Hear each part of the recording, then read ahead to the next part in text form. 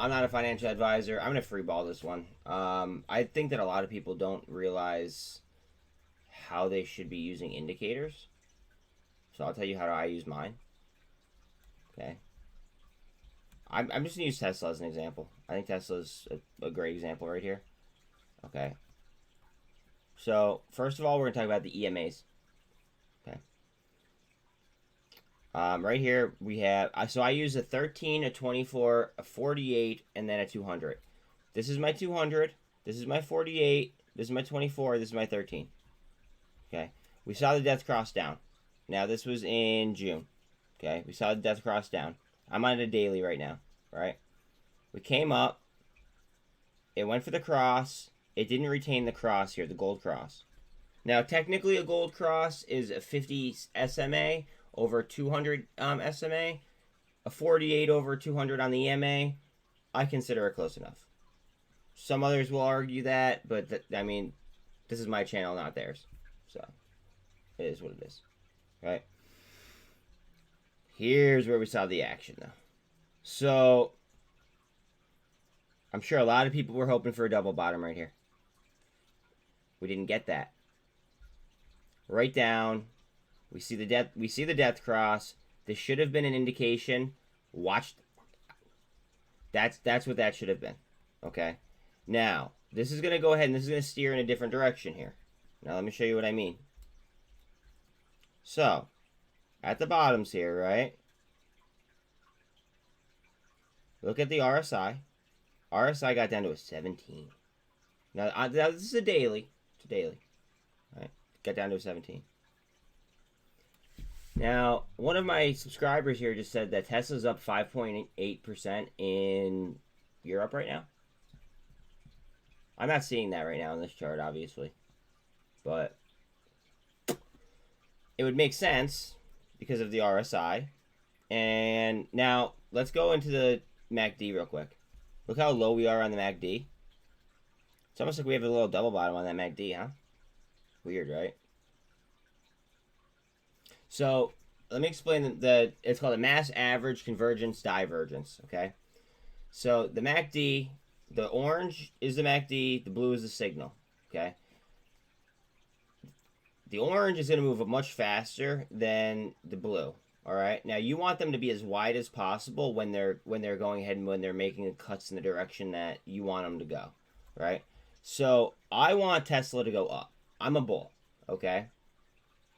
So if this goes ahead and this cuts it hard, right, and we get some separation, we want to carry that separation as far up as we can, potentially on top, hopefully. I mean, again, I'm a bull, hopefully. If not, damn close.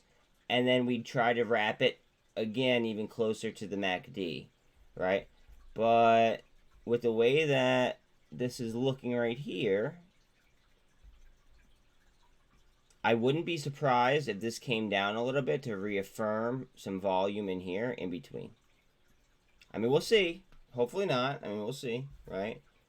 But again, I typically use an RSI. I use a MACD. I use EMAs. This is probably a terrible definition of signals, but it is what it is. I'm just freeballing it. Here's our standard pivot. Now, it looks much different on a shorter time frame. Just throwing that out there. Much different. Now, VWAPs are very, very important. This is another signal that I use. Volume weighted average price. VWAP. Volume weighted average price. If I could choose one indicator, it would be this one right here. Just because I want to know where, I want to know the average. I want to know what everybody's pricing this at. You know what I mean? Beyond that, I mean, I'm picking an EMA, then I'm picking an RSI, then I'm picking a MACD, then I'm picking an RSI, and then I'm potentially picking. I mean, I guess I'd pick a super trend, even though I don't need one. Here's an example of a super trend. Just to kind of tell me when some day traders might be taking trades. You know what I mean? But guys, my indicators might not work for you, right? But your indicators might not work for me.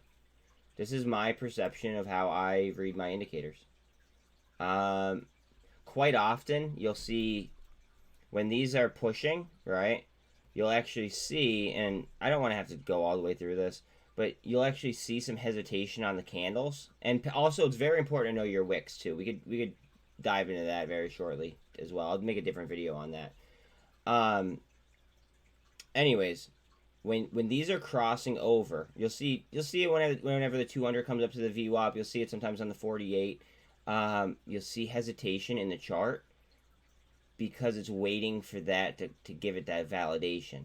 Now also, you want to pay attention to your MACD on different time frames as well, just because when that starts to curl down, that usually means the price may come with it, and vice versa as well. You know, when it's on the other side of the chart, or on the other side of the MACD. Again, not financial advice. That was probably a terrible definition.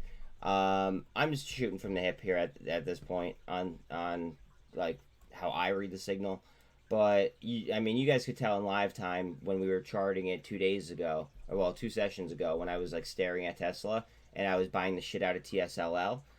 Now that Tesla's up 5.8 in pre-market, or no, in the European market, it makes sense why I was buying TSLL, right?